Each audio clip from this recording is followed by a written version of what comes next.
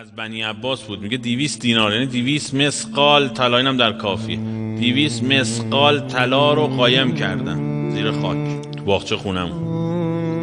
بعد اومدم تو مسیر امام عسکری قرار گرفتم، گفتم یا ابن رسول الله خیلی گرفتارم، خدا میدونه 1 درهمم نه بیشتر نه کمتر ندارم. و هر چی داشته کرده تو گل دیگه.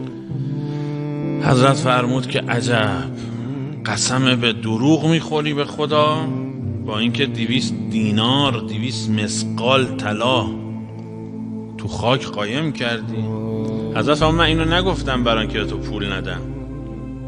به خادمش که همراهش بود فرمود چقدر تو حساب الان پول آماده داری؟ گفت 100 دینار. خیلی پول آقا. فرمود همه رو بده به این. حضرت فرمود این 100 دینار مال تو، قسم دروغ نخور.